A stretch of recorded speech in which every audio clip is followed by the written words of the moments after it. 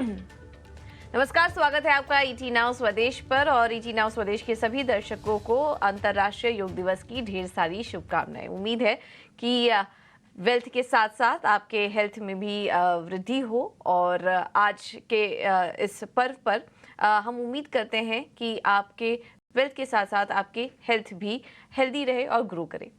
चलिए अब आगे बढ़ते हैं और शुरुआत करते हैं एशियाई बाज़ारों की शुरुआत से। और इस वक्त हम देख रहे हैं कि जो संकेत मिल रहे हैं एशियन मार्केट से वो कुछ मिले जुले हैं।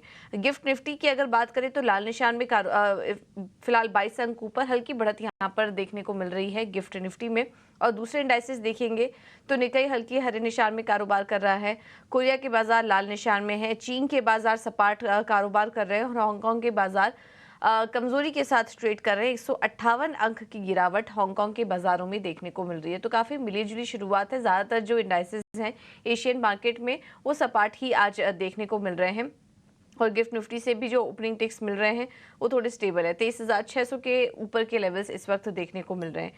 अन्य संकेतों पर नजर डालें तो अमेरिकी बाजारों में भी काफी फ्लैटिश कारोबार और मिला जुला कारोबार देखने को मिला। डाउ जोन्स में तो हमने 300 अंकों की तेजी देखी, लेकिन S&P 500 और नास्डैक की तेजी पर ब्रेक लगा। लगातार रिकॉर्ड तेजी हम देख रहे थे, रिकॉर्ड स्तर हम देख रहे थे, लेकिन कल के सेशन में हमने देखा कि S&P 500 और नास्डैक हल्के लाल निशान में बंद हुए।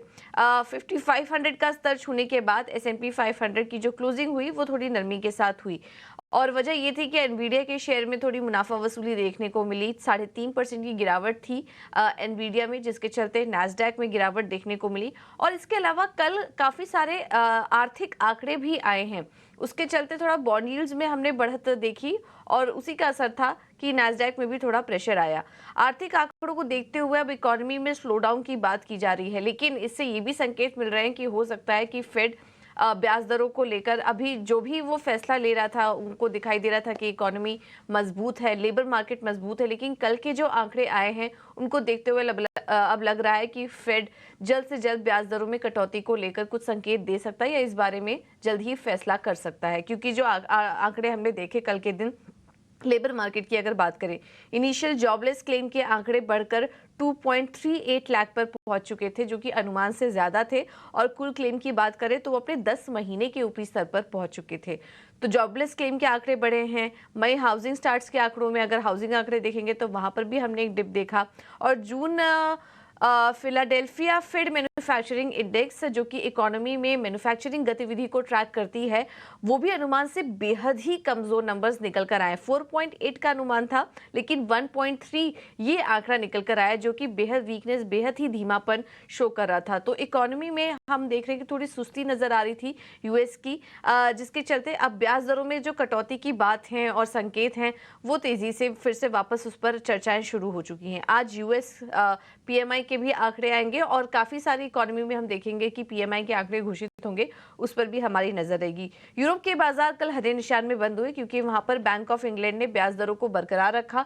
हम आपको बता दें कि ये पॉलिसी से पहले यूके में जो महंगाई के आंकड़े आए वो एग्जैक्ट जो 2% लक्ष्य बैंक ऑफ इंग्लैंड ने तय किया था, उसके बाद ये आंकड़े निकल कर आए। तो ये भी एक पॉजिटिव था और उसके बाद ब्याज दरों में कोई बदलाव भी नहीं हुआ, तो ये भी पॉजिटिव नजर आया, जिसके चलते हमने देखा कि यूरोप के बाजार अच्छी मजबूती के साथ 1% से ज्यादा की मजबूती के साथ बंद हुए। अन्य संकेतों पर नजर डालें तो 10 ईयर यील्ड्स हल्की बढ़त वहां पर देखने को मिली। हालांकि अभी भी 4.2% के पास ही है, ज्यादा कुछ बड़ी तेजी नहीं आई, लेकिन हल्की बढ़त थी वहां पर क्योंकि अब स्लो डाउन की संभावना बढ़ने लगी है। और इन संकेतों को देखते हुए सोने में कल हमने अच्छी तेजी देखी और सोना 2 हफ्ते के ऊपरी स्तर पर आ चुका है, क्योंकि अब ब्याज दरों में कटौती की बात भी तेजी से हो रही है। इसके चलते सोने में हमने अच्छी तेजी देखी। कच्चा तेल $85 के आसपास स्थिर है। तो यह है आज के लिए संकेत काफी मिले जुले आ रहे हैं। अगर एशियाई बाजारों को देखें और अमेरिकी बाजारों, यूरोप के बाजारों से संकेतों को देखें तो काफी मिक्स्ड क्यूज आज भारतीय बाजारों के लिए मिल रहे हैं। एक बार एफआईआई और डीआईएस के भी आंकड़े हम देख लेते हैं, क्योंकि कल तो एक्सपायरी का दिन था। क्लोजिंग सपाटी हुई, ज़्यादा कुछ खराब क्लोजिंग नहीं थी। बैंक निफ्टी में जो करीब 400 अंकों की तेज़ी हमने देखी और निफ्टी की क्लोजिंग भी हरे निशान में हुई है। और अगर कल के एफआईआई और डीआईएस के आंकड़ों पर नज़र डालें तो यहाँ पर भी कैश मार्केट में एफआईआई की तरफ से अगर देखें तो नेट 415 करोड़ की खरीदारी हुई है। हालांकि बहुत बड़ा आंकड़ा नहीं है, लेकिन 415 करोड़ की नेट खरीदारी का आंकड़ा डीआईएस के आंकड़ों की बात करें तो कैश मार्केट में 326 करोड़ की बिकवाली करके गए। इंडेक्स फ्यूचर में 1740 करोड़ की खरीदारी हुई है और इंडेक्स ऑप्शन में 71,333 करोड़ की बिकवाली हुई है ऑप्शंस में एफआईज की तरफ से। तो इन आंकड़ों को आज के लिए कैसे एनालिसिस करें, क्योंकि ऑप्शंस में तो काफी बड़ा बिकवाली का आंकड़ा नजर आ रहा है और कल की जो क्लोजिंग थी वो भी काफी स्टेबल और सपाट हुई है। अब आज भारतीय बाजारों में किन लेवल्स पर नजर रखनी चाहिए, हमारे साथ डिम्पी कालरा जुड़ चुके हैं फोन लाइन पर पूरा एनालिसिस लेकर। डिम्पी, गुड मॉर्निंग, बताइए। गुड मॉर्निंग पूजा। देखिए, कल भी मार्केट के अंदर कोई दिक्कत नहीं थी। हालांकि एक लेवल तक तो हमने बहुत अच्छी तेजी देखी, लेकिन बाद में जाते आते एक नॉर्मल डे की तरह वो एक ट्रेड हुआ। कल एफआईएस की होल्डिंग फिर से बढ़ी है और आपको सुन के बड़ी हैरानी भी हो रही होगी और ये इम्पोर्टेंट पॉइंट भी है कि एफआईएस इस समय इंडियन मार्केट में सबसे बड़े प्लेयर हो गए हैं वापस। एफआईएस की होल्डिंग करीब अब 56% हो गई है, इनफैक्ट मोर देन 56% हो गई है। और इस बीच अगर आप रिटेल की होल्डिंग देखेंगे तो उनके पास काफी माल खत्म हो चुका है और करीब 41% ही लॉन्ग है। इस तरह से डीआईज भी माइनॉरिटी शेयर होल्डिंग में आ चुके हैं, यानी कि उनके पास भी 50% नहीं है। तो मोर देन 56%, 57% एफआईज के पास होल्डिंग इस समय आ चुकी है। और यही बड़ी वजह है कि मार्केट में आप जिस डिप की वेट कर रहे हैं वो डिप मार्केट आपको दे ही नहीं रहा, क्योंकि हॉट मनी मार्केट के पीछे बैकअप में खड़ी हुई है और वो आपको डिप दे ही नहीं रही है, जबकि मार्केट को डिप की रिक्वायरमेंट है नए पैसे को अंदर आने के लिए और पुराने पैसे को थोड़ा बहुत एग्जिट या प्रॉफिट बुकिंग के लिए एक डिप की रिक्वायरमेंट है, बट वो डिप मार्केट के अंदर आ नहीं रहा। आप एक चीज और भी नोटिस कर रहे होंगे कि बाजार खिसक खिसक चल रहा है। अब वो वैसी वाली पॉइंट नहीं है कि 300 पॉइंट 400 पॉइंट ऊपर आ गए। इंट्राडे में स्विंग आएगा 200-300 पॉइंट का, but at the very last बाजार बंद होता है वही 50 से 60 पॉइंट ऊपर ही। यानी खिसक खिसक के मार्केट ने ये 51,300 से लेकर, माफ कीजिए, 1300 से लेकर 23,500 550 की रेंज को ये 50 पॉइंट से जोड़ा है। अगर यकीन नहीं हो रहा तो आप डाटा उठा के देख लीजिए, आपको थोड़ा और क्लियर हो जाएगा। दूसरा पॉइंट ये है कि मार्केट के अंदर एफआईज के तौर पर जो बाइंग हो रही है तो हो रही है, वैसे भी ओवरऑल डाटा में भी कोई मेजर क्रैक नहीं है। 27 तारीख को डेरिवेटिव एक्सपायरी है, जब नेक्स्ट वीक आप आएंगे तो डेरिवेटिव एक्सपायरी के साथ उतरेंगे। उस बीच के अंदर थोड़ा बहुत रीशफलिंग हो सकती है, क्योंकि उसके बाद जो सीरीज शुरू हो गई वो बजट की सीरीज शुरू होगी। तो इसलिए आप देख रहे हैं मार्केट के अंदर बजट स्पेसिफिक काम बहुत अच्छा हो रहा है।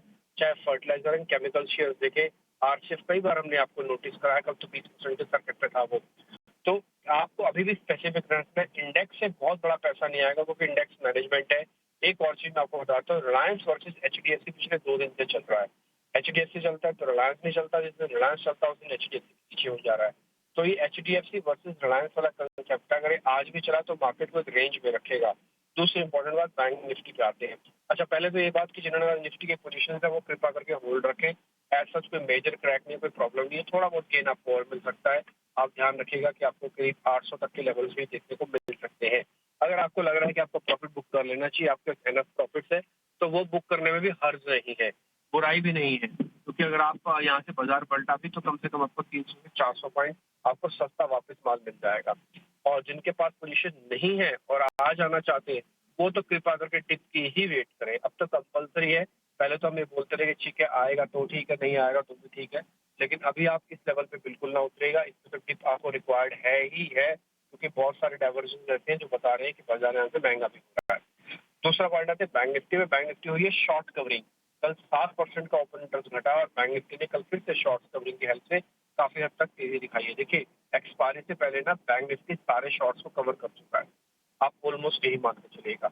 अभी एक्सपायरी से पहले या तो इसके अंदर साइडवेज कंसोलिडेशन होगा या तो ये हल्का सा नीचे भी आ सकता है। अब इसको चलाने के लिए फ्रेश फॉर्म की रिक्वायरमेंट है, यानी कि नई खबर चाहिए बैंकिंग को चलाने के लिए। बैंकिंग शॉर्ट कवरिंग का पूरा फुल खर्च कर चुका है ऑलमोस्ट, आप ऐसा समझ सकते हैं, क्योंकि 1.5 लाख से नीचे कॉन्ट्रैक्ट पहुंच गया और 1,10,000 तक तो ये पूरा खत्म हो जाता है इसका हिस्सा। तो फिलहाल इस चीज को थोड़ा नोटिस करके चलेगा कि बैंक निफ्टी के अंदर आपको बड़ी पोजीशन या बड़ा मूव आ जाएगा, इसकी प्रोबेबिलिटी थोड़ी कम लगती है। तो यही आपको मैं नोटिस कराना चाहता हूँ। ऑप्शंस वाले ट्रेडिंग आराम से कर रहे हैं। कॉल्स के और पुट्स के प्रीमियम एबनॉर्मल नीचे और एबनॉर्मल ऊपर है, इसलिए किसी भी चीज के अंदर थोड़ा देख के काम करा जाए। 2-4 शेयर एफ&ओ बैंक के अंदर है। तो मोटा मोटी मार्केट का सेटअप ठीक है और आज फ्राइडे का सेशन भी है, तो टिपिकली जो वीक के गेन है या तो मार्केट उसको कंसोलिडेट करेगा, हल्का सा प्रॉफिट बुकिंग भी करवा सकता है और रेंज में रखेगा। ठीक है। तो प्रॉफिट बुकिंग हो सकती है, बाजार रेंज में हो सकता है, कल की तरह ही निफ्टी जिनके पास है होल्ड करके चलिए। और बैंक निफ्टी में ज़्यादा बड़ी तेज़ी की उम्मीद नहीं है, जिस तरीके के डेटा पॉइंट्स निकल कर आ गए। तो यहाँ पर ऑप्शन ट्रेडर्स को सलाह है कि थोड़ा संभल कर ट्रेड कीजिए आज के बाजार में। चलिए, ये हैं इस वक्त के डेटा पॉइंट्स जो हमने आपके सामने रखे, निफ्टी और बैंक निफ्टी के अहम सपोर्ट और रेजिस्टेंस लेवल आपको बताए। लेकिन आज बाजार की ओपनिंग कैसी हो सकती है और ऐसे में ट्रेड कहां पर लें, ये भी एक बार समझ लेते हैं। रणनीति बताने के लिए हमारे साथ किया चौकसी से हेमेन कपाड़िया जुड़ चुके हैं। Hemen ji, thank you so much, good morning. क्या व्यू बन रहा है आज आपका निफ्टी और बैंक निफ्टी पर, और कहां पर ट्रेड करें? Very good morning to Pooja, thank you for having on the show. पहला कॉल रहेगा अपोलो टायर्स पे पूजा। कल 55 डे एक्सपोनेंशियल मूविंग एवरेज के ऊपर बंदा आया है। डेली चार्ट पे हायर टॉप हायर बॉटम किया है, और जो मैकेनिकल इंडिकेटर है सब में क्रॉसओवर बाई दे चुके हैं। तो मतलब अपोलो टायर्स इंट्राडे बाई बनता है। 494 जो क्लोजिंग वहीं पे है, 494 की एंट्री, 489 का स्टॉप लॉस और 504 का टारगेट रहेगा। Risk reward ratio 1:2। दूसरा स्टॉक रहेगा जहां पे बाय कॉल रहेगा पूजा, वो है ICICI bank. PS private sector bank जो निफ्टी का इंडेक्स है उसने ब्रेकआउट दिया है। काफी प्राइवेट सेक्टर बैंक में एचडीएफसी चला है, रिलेटिवली आईसीआईसीआई बैंक नहीं चला है, कैचअप कर सकता है और टेक्निकली पोजीशन अच्छी ही है और ये चलने के मूड में है। तो आईसीआईसीआई बैंक अगर आप देखेंगे तो एक 7 ट्रेडिंग सेशन के कंसोलिडेशन फेज में से ब्रेकआउट दिया है, 55 डे मूविंग एवरेज का सपोर्ट लिया है और यहाँ पे भी ऑसिलेटर्स क्रॉसओवर बाय दे चुके हैं। तो आईसीआईसीआई बैंक बाय रहेगा। 1156 के आसपास की एंट्री, 1148 का स्टॉप लॉस और 1172 का टारगेट रहेगा। Risk reward ratio 1:2 ICICI bank intraday. Thank you Heman ji आपका समय देने के लिए और ये रणनीति सुझाने के लिए। तो अपोलो टायर्स 504 के टारगेट्स आ सकते हैं आज, और आईसीआईसीआई बैंक में आज एक कैचअप रैली बन सकती है, क्योंकि कल इतना नहीं चला जितने बाकी सारे बैंक्स चल रहे थे। तो एक तेजी आ सकती है इसमें। बाजार खुलते ही 1172 के टारगेट के लिए आप यहाँ पर तेजी करके चल सकते हैं। ये अब खबरों वाले शेयर्स और कुछ अहम खबरों की भी बात कर लेते हैं। और आज अहम जो खबर है वो ये कि फुट्सी की रीबैलेंसिंग होने वाली है, तो इसका असर किन शेयरों पर पड़ सकता है ये बताने के लिए शरद हमारे साथ जुड़ चुके हैं। पहले उनसे समझ लेते हैं इस रीबैलेंसिंग में कौन कौन से स्टॉक पर असर पड़ेगा, कहां पर ज्यादा इनफ्लो और आउटफ्लो होगा, और उसके बाद हम आगे खबरों वाले शेयर्स भी समझेंगे। शरद, गुड मॉर्निंग, बताइए। गुड मॉर्निंग पूजा। तो फिट्सी की जो रीबैलेंसिंग होगी है दिन भर के ट्रेड में जो है हमें वॉलेटिलिटी इन स्टॉक्स में देखने मिलेगी। कुल मिला के $680 मिलियन का जो है फ्लोज पे बाजार पे फोकस रहेगा, और आज जो है पूरी वॉलेटिलिटी देखने मिलेगी। लेकिन क्या स्टॉक्स है जहां पे इन्फ्लो रहेंगे उस पे हम पहले नज़र डालते हैं। जहां पे सबसे ज़्यादा इन्फ्लो रहने वाला है, एक्सपेक्टेशन है वो ऑलमोस्ट $350 मिलियन का इन्फ्लो रहेगा, वो है आईसीआईसीआई बैंक का। इसके अलावा भारतीय एयरटेल, आयरेडा, जेएसडब्ल्यू इंफ्रा और टाटा टेक, यहाँ पे भी जो है भारी फ्लोज देखने मिलेंगे। अब नुवामा की रिपोर्ट में उन्होंने ये भी कहा कि कुछ कंपनीज हैं जहाँ पे आउटफ्लोज रहेंगे फिट्सी के एडजस्टमेंट में। वहाँ पे रिलायंस में $316 मिलियन का आउटफ्लो एक्सपेक्टेशंस रहेगा। वही ग्रासिम और ट्यूब इन्वेस्टमेंट्स में भी आउटफ्लोज होंगे, पर थोड़े कम पैमाने पे होंगे, लगभग 12 से लेके $20 मिलियन तक। तो ओवरऑल ये सारे स्टॉक्स है जहाँ पे ज़्यादा मूवमेंट देखने मिल सकता है, और एवरेज डेली जो वॉल्यूम्स होती है उसमें भी इम्पैक्ट पड़ सकता है। तो ऑफकोर्स ट्रेडिंग के लिहाज से भी इसको आप ज़रूर आज ट्रेड करिएगा, पर याद रखिए वॉलेटिलिटी रहेगी और दिन भर के ट्रेड में ये आपको वॉलेटिलिटी देखने मिलेगा। ठीक है, तो वॉलेटाइल रह सकते हैं ये तमाम स्टॉक्स, और एवरेज डेली वॉल्यूम्स की बात करें तो थोड़े अधिक वॉल्यूम्स के साथ यहाँ पर ट्रेड देखने को मिल सकता है। इसमें नोटिस करने वाली बात यह है कि आईसीआईसीआई बैंक, भारतीय एयरटेल, इरेडा जैसे स्टॉक्स में निवेश आ सकता है। वहीं आईसीआईसीआई बैंक, रिलायंस और ग्रासिम जैसे स्टॉक में थोड़ा आउटफ्लो आज देखने को मिल सकता है। शरद, इसके अलावा दूसरे खबरों वाले शेयर्स कौन कौन से हैं? जी बिल्कुल, आज जो है इम्पोर्टेंटली सेंसेक्स का भी सेमी एनुअल एडजस्टमेंट होने वाला है, और आज जो है एडजस्टमेंट का दिन रहेगा, और जो इफेक्टिवनेस रहेगी वो 24 जून को देखने मिलेगी। 2 कंपनीज फोकस में रहेंगे, ये ज़रूर आप नोट कर लीजिए। अदानी पोर्ट जो है अंदर आने वाला है सेंसेक्स में, और इनफ्लो लगभग $259 मिलियन का रहेगा। नुवामा की रिपोर्ट के हिसाब से विप्रो जो बाहर निकल रहा है उसका आउटफ्लो लगभग $170 मिलियन रहेगा। अब खबरों वाले शेयर्स में बात करें तो आज भी एक ब्लॉक डील है, और पिछले 2 दिन से हम देख रहे हैं लगातार 7-8 बड़े ब्लॉक डील हो चुके हैं। अब देख रहे हैं कि एस्टर डीएम में ब्लॉक डील होगा जहां पे एफआई ओलंपस कैपिटल पूरा 10% स्टेक ओपन मार्केट में बेच देगा और एक अपना पूरा कंप्लीट एग्जिट हो सकता है। इसका वैल्यू लगभग 1670 करोड़ रुपए का है, प्राइस 330 रुपए का, यानी कि 7% डिस्काउंट के लेवल्स पे है। आज आईटी कंपनीज के लिए बहुत पॉजिटिव रीड थ्रू है और देखा जाए इन्फोसिस, टीसीएस, विप्रो, इन सारे स्टॉक्स में जो है आज थोड़ी तेज़ी देखने मिल सकती है क्योंकि कल शाम को एसेंचर के नतीजे आए थे और ऑफ कोर्स जो हमने देखा था इनके जो ओवरऑल क्वार्टर के नतीजे आए हैं ये largely inline set of numbers थे, लेकिन जो असली इनकी जो स्टेटमेंट आई है वो आई है उनको एआई रिलेटेड बुकिंग्स वो अनुमान से बेहतर देखने मिले हैं। और इंटरेस्टिंगली जो फुल ईयर रेवेन्यू गाइडेंस होता है उनको उन्होंने जो है छोटी कर दी है, मतलब उसका जो रेंज है उसको छोटा कर दिया है।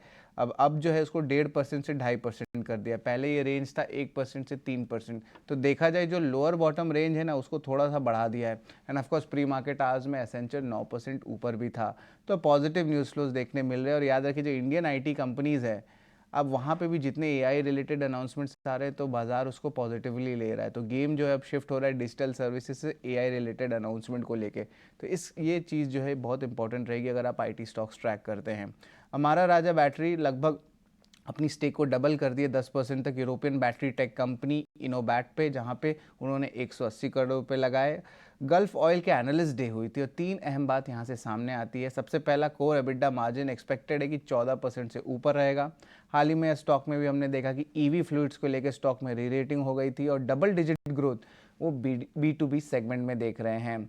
10 से 12% का उनका मार्केट शेयर का ओवरऑल टारगेट और करंटली सिर्फ 6 से 8% का। तो आप सोच लीजिए ऑलमोस्ट 70% से ऊपर का ग्रोथ का इनका जो है अनुमान है। जेएम फाइनेंशियल के लिए नेगेटिव न्यूज़ फ्लो है।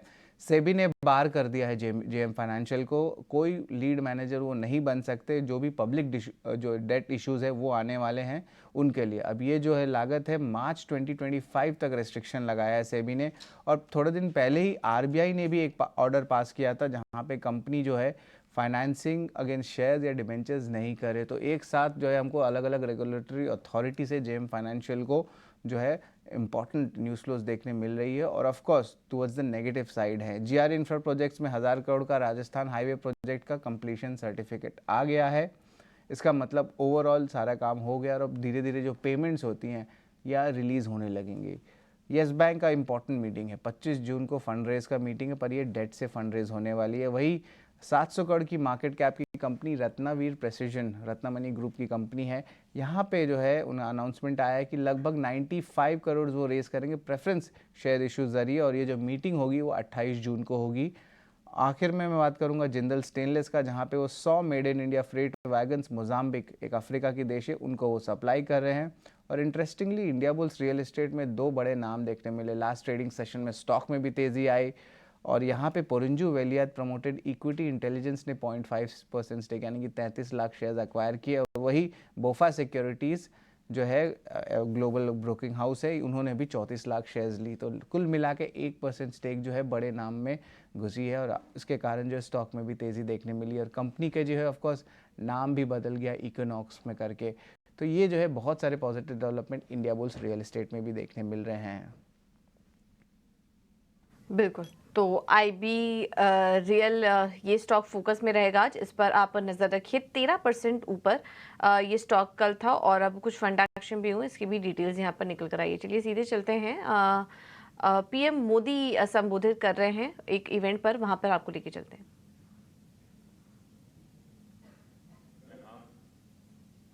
उसे महसूस कर रहे हैं।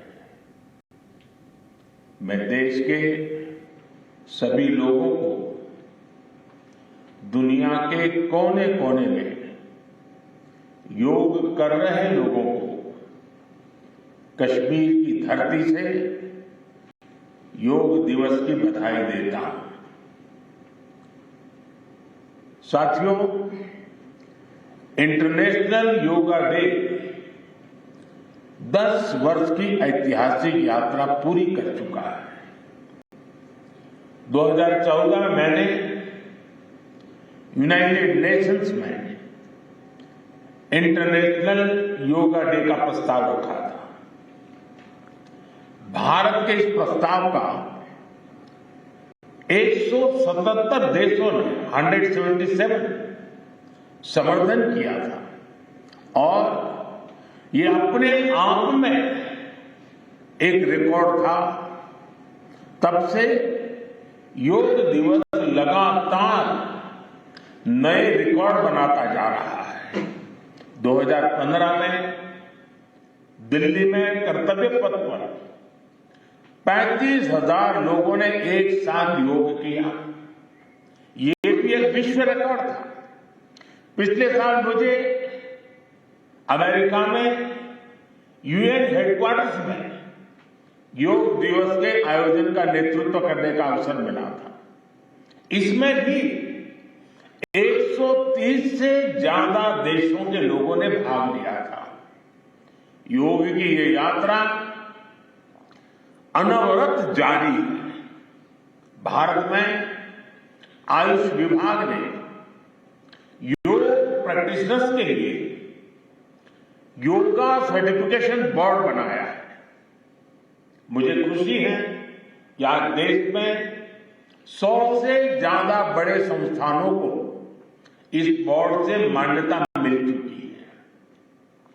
विदेश के 10 बड़े संस्थानों ने भी भारत के इस बोर्ड से मान्यता प्राप्त की है। साथियों, आज पूरी दुनिया में योग करने वालों की संख्या निरंतर बढ़ रही है। बिल्कुल। तो आज 10वीं वर्षगांठ है अंतर्राष्ट्रीय योग दिवस की, और इस मौके पर प्रधानमंत्री नरेंद्र मोदी एक सभा में संबोधित करते हुए। चलिए अब आगे बढ़ते हैं और बात करते हैं कमोडिटी मार्केट की। क्या रणनीति अपनाए वहां पर, हमारे साथ ये बताने के लिए एचडीएफसी सिक्योरिटी से अनुज गुप्ता जी जुड़ चुके हैं। Anuj ji, thank you so much easy now Swadesh को समय देने के लिए।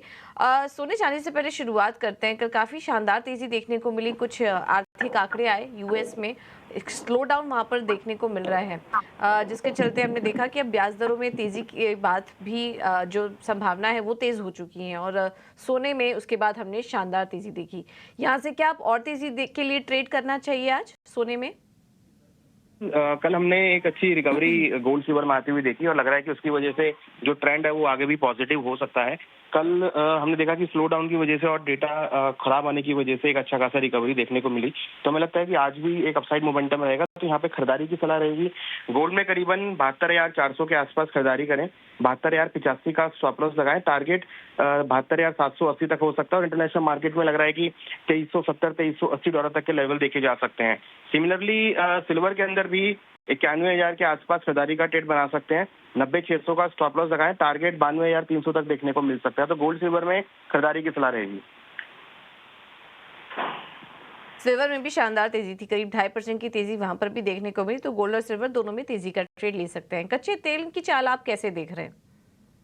देखिए, कच्चे तेल में भी हमने जियोपॉलिटिकल टेंशन की वजह से एक सपोर्ट आते हुए देखा है। ब्रेंट अब 85 के ऊपर ट्रेड कर रहा है, WTI भी 80 के ऊपर है। तो यहाँ पर भी खरीदारी की ट्रेंड देखने को मिल सकता है। तो करीबन 6,755 में खरीदारी करें। 6,697 का स्टॉप लॉस लगाएं। टारगेट 6,825 तक देखा जा सकता है। और बेस मेटल्स में भी बताइए अनुज, वहां पर कहाँ मौके देख रहे हैं आप? देखिए, यूएस के डेटा पॉजिटिव आए थे इंडस्ट्रियल प्रोडक्शन के, उसके बाद से हमने बेस मेटल में एक लोअर लेवल से रिकवरी देखी है। लग रहा है कि आज भी एक मेटल सेक्टर में पॉजिटिव ट्रेंड देखने को मिल सकता है। तो कॉपर में खरीदारी का ट्रेड बनाए 857 में, स्टॉप लॉस 852 का लगाए। टारगेट 865 तक देखा जा सकता है। राइट, 2 दिनों से अच्छी तेजी है कॉपर में। 865 के टारगेट के लिए आप अभी भी तेजी करके चल सकते हैं। Anuj ji, thank you so much आपका आज समय देने के लिए और ये रणनीति सुझाने के लिए। ठीक है, तो ये है कमोडिटी मार्केट की रणनीति।